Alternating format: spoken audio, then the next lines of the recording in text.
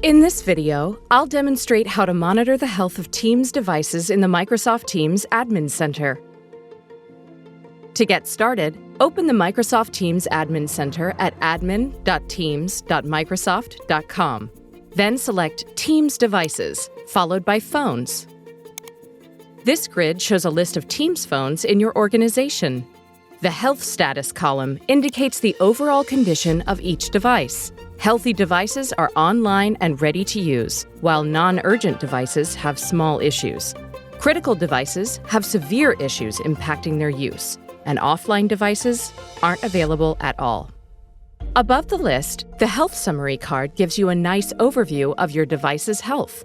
Select any status, like non-urgent, to filter the list for just those devices. And to learn more about a particular device's status, just select it. In this case, the device has a firmware update available.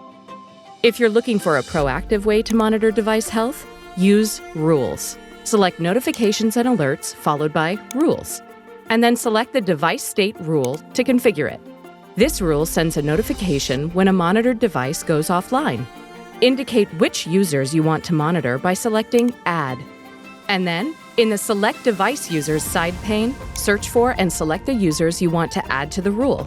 Megan Bowman, in this case. You can, of course, add multiple users. When done, select Apply to save your changes. You can configure a webhook for notifications, but in this case, I'll select Channel Alert to send them to a team that our admins can monitor. If you'd like to use an existing channel, select Select Channel.